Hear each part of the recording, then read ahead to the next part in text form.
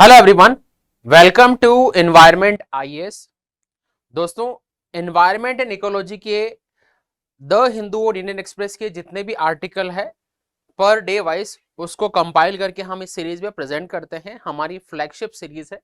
सो environmental science news analysis और 22 मई की news को कवर करने हैं हिंदू और इंडियन एक्सप्रेस की। तीन इंपॉर्टेंट टॉपिक जो न्यूज में रहे हैं वो है रेंजलैंड्स, हीट स्ट्रोक और फ्लेमिंगो। तो इन सारे टॉपिक को हम कवर करेंगे। स्टार्ट करते हैं फर्स्ट टॉपिक से।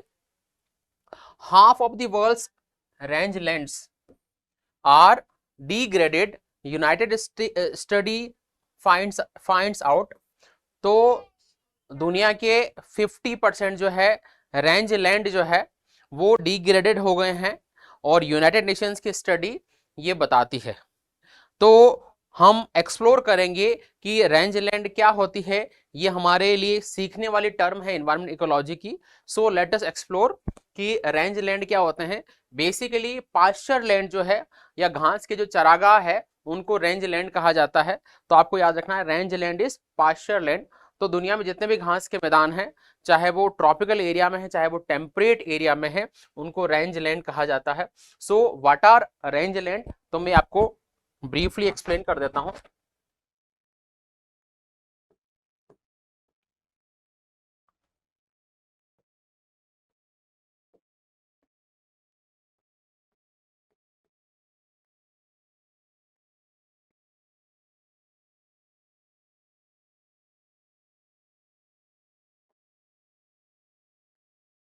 ये वर्ल्ड का स्कीमेटिक मैप है, ठीक है। और ये इक्वेटर वाली लाइन है, ये ट्रॉपिक ऑफ कैंसर है यानी कि कर्क रेखा है, और ये ट्रॉपिक ऑफ कैप्रिकॉर्न यानी मकर रेखा है। तो दुनिया में जो घास के मैदान है वो ट्रॉपिक ऑफ कैंसर और ट्रॉपिक ऑफ कैप्रिकॉर्न यानी कर्क और मकर रेखा, इन दोनों के बीच में जो घास के मैदान हैं उनको हम बोलते हैं ट्रॉपिकल ग्रासलैंड।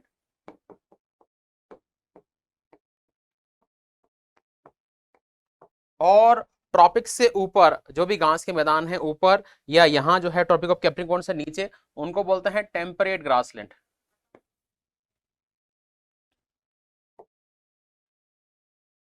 इनको हम बोलते हैं temperate grassland.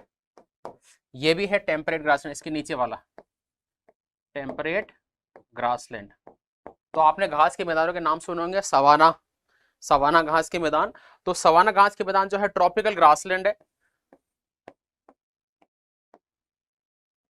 Savanna tropical grassland है। और टेम्परेट ग्रासलैंड में आपने प्रेरीज का नाम सुना होगा अमेरिका में। तो जो रेंज लैंड है वो उसका मतलब है घास के मैदान, ग्रास के जो है ग्रास के जो मैदान हैं वो ग्रास लैंड जो है वो रेंज लैंड है। और दुनिया में रेंज लैंड दो जगह पाए जाते हैं, ट्रॉपिकल एरिया में, टेम्परेट एरिया में। तो सवाना और प्रेरीज इसके एग्जाम्पल है।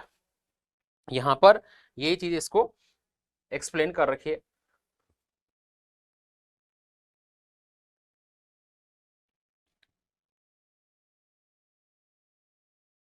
So what are rangeland? Rangeland are basically grazed by livestock। इनमें ग्रासेस हो सकती है, श्रब्स हो सकती है, बुशेस हो सकती है, कहीं कहीं ट्री भी होते हैं। तो घास के मैदान और वाइटल रिसोर्सेस है। हाँ बिल्कुल, यहाँ पर ग्रास होती है या ट्रीज होते हैं जो कार्बन को स्टोरेज यानी कार्बन को सिंक का काम करते हैं। यहाँ से बहुत सारी रिवर्स निकलती है तो रिवर के सोर्सेज होते हैं ये। तो इंपॉर्टेंट नेचुरल रिसोर्सेज है रेंजलैंड। आप वर्ल्ड में देख सकते हैं ये जो है सवाना घास के मैदान है, सवाना ग्रासलैंड जो है। तो सवाना घास के मैदान, ये सारे के सारे घास के मैदान पूरे वर्ल्ड में जो फैले उनको सवाना कहा जाता है। ये सवाना वर्ड कहां से आया था? अफ्रीका में जो ट्रॉपिकल ग्रासलैंड है यानी कर्क और मकर रेखा के बीच में जो घास के मैदान है उनको सवाना कहा जाता है। अफ्रीका से ये नाम आया। लेकिन अब इन सारे ग्रासलैंड को होलिस्टिकली, ये एक कॉमन टर्म इनके लिए सवाना यूज करते हैं।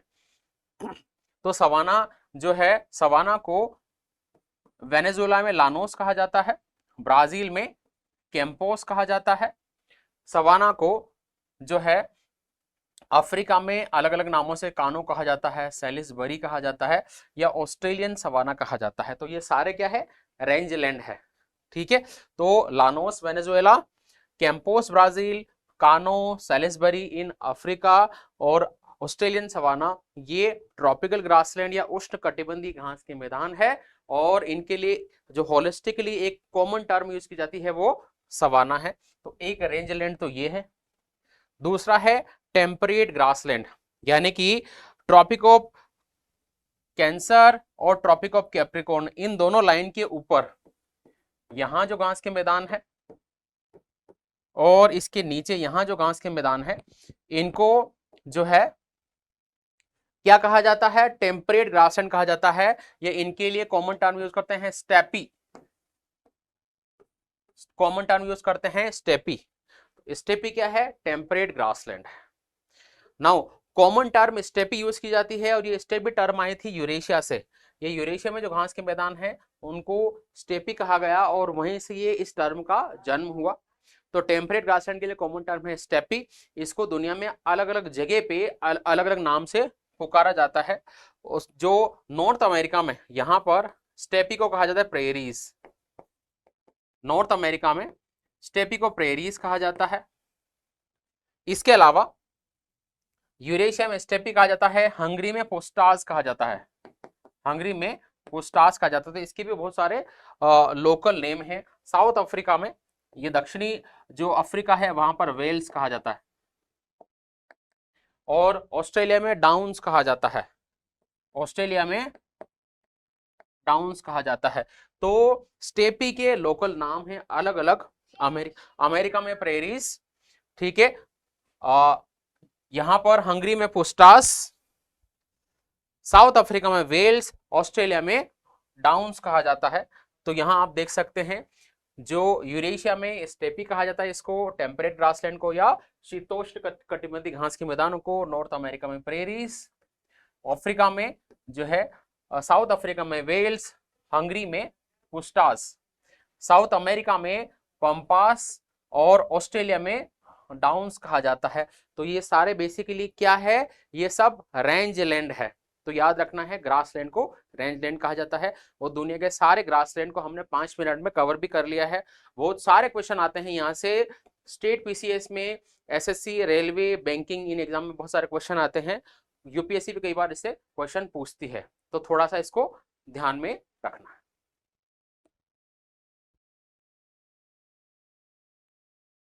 चलिए, ईवीएस यानी इन्वायरमेंटल साइंस में हमारा जो नेक्स्ट टॉपिक है वो है हीट स्ट्रोक। वो जो नेक्स्ट टॉपिक है वो हीट स्ट्रोक है। हीट स्ट्रोक रिसेंटली न्यूज में था। शाहरुख खान एसआर के अहमदाबाद में थे और आईपीएल मैच के लिए गए थे। वो उनकी टीम जो है कोलकाता नाइट राइडर है, और वो जब मैच देखने गए तो उनको डिहाइड्रेशन की प्रॉब्लम हो गई और वो हीट स्ट्रोक का शिकार हो गए, उनको हॉस्पिटलाइज करना पड़ा। तो हम ये देखते हैं कि हीट स्ट्रोक बेसिकली होता क्या है। हमारा जो शरीर है, इंसानी शरीर या सभी जीवों का शरीर है, वो एक सर्टेन टेम्परेचर रेंज में ऑपरेट करता है, एक सर्टेन टेम्परेचर रेंज में प्रॉपरली फंक्शन करता है। अगर हमारी बॉडी का टेम्परेचर बहुत कम कर दिया जाए या बॉडी का टेम्परेचर बहुत बढ़ा दिया जाए तो हमारी बॉडी जो है उसको एडजस्ट होने में टाइम लगता है। अगर टेम्परेचर बहुत ज्यादा कर दिया है तो हो सकता है बॉडी एडजस्ट नहीं हो पाए और हमारे बॉडी में ऑर्गन फेलियर हो सकता है। तो या तो ज्यादा टेम्परेचर से हीट स्ट्रोक, कम टेम्परेचर से कोल्ड स्ट्रोक भी हो सकता है। तो हीट स्ट्रोक को हम इस सेशन में कवर कर रहे हैं। What is heat stroke? Heat stroke में बेसिकली क्या होता है, अगर बाहर का तापमान बहुत ज्यादा है, अभी 47-48 डिग्री सेल्सियस चल रहा है, ठीक है। कल ही एक वीडियो आया था जिसमें थार के डेजर्ट में एक जो सैनिक है वो पापड़ सेक रहे थे और पापड़ सिक भी गया और उन्होंने दिखाया, तो इतना ज्यादा टेम्परेचर है। हीट स्ट्रोक का मतलब है बॉडी ओवर हीटेड हो जाती है और जो है body is unable to regulate its core temperature. बाहर का टेम्परेचर बहुत ज्यादा है तो हमारा शरीर बहुत ज्यादा गर्म हो जाएगा और टेम्परेचर को हम रेगुलेट नहीं कर पाएंगे, पहली चीज। दूसरा, क्योंकि जब ज़्यादा गर्मी हमें लगती है तो हमारा शरीर पसीना छोड़ता है और पसीने में सोल्ट बाहर निकलते हैं, सोडियम पोटेशियम, ठीक है, sodium potassium.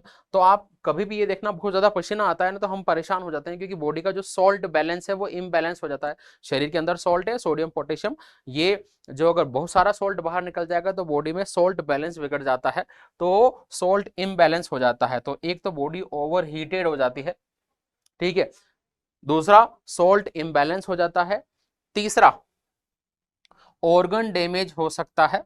The high temperature and salt imbalance disrupt organ function affecting brain, kidney और लीवर। अगर आप ये देखना, आपका जो कूलर है वो बहुत ज्यादा गर्म हो जाए, कोई मशीन बहुत ज्यादा गर्म हो जाए तो मशीन में कोई ना कोई चीज खराब हो जाती है, मोटर खराब हो जाती है, वैसे आपकी बॉडी है, बहुत ज्यादा ओवर हीटेड हो जाएगी, सोल्ट का बैलेंस बिगड़ जाएगा, तो ऑर्गन के डैमेज हो सकते हैं, ऑर्गन जो है डिस्टर्ब हो सकते हैं, काम करना बंद कर सकते हैं, किडनी, हार्ट, लीवर, बहुत सारे ऑर्गन। तो ये इस कंडीशन को हीट स्ट्रोक कहा जाता है।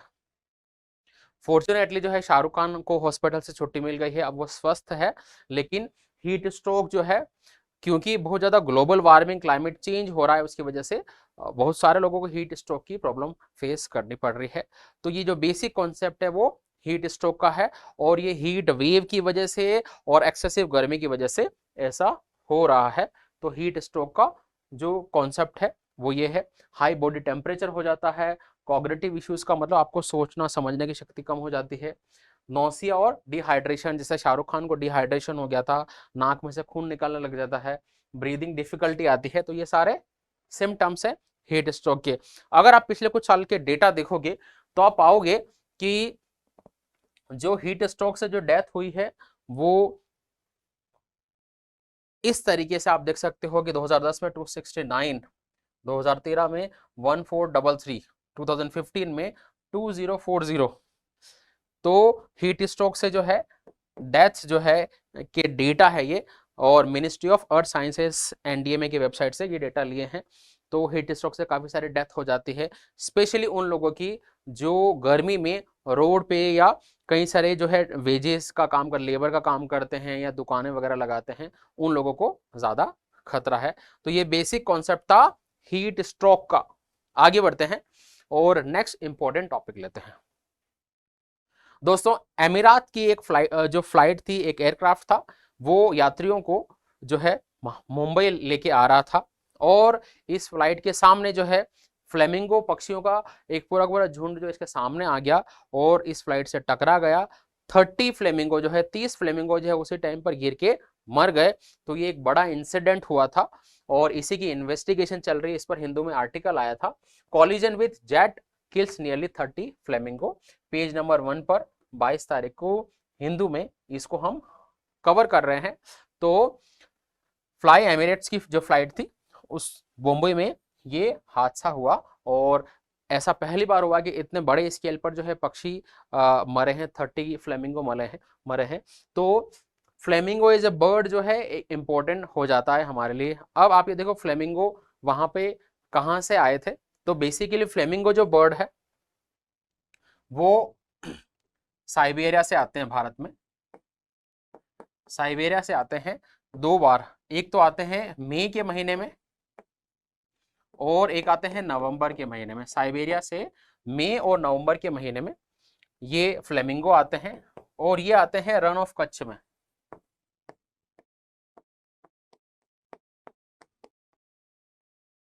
रन ऑफ कच्छ में आते हैं, और रन ऑफ कच्छ से आते हैं मुंबई में।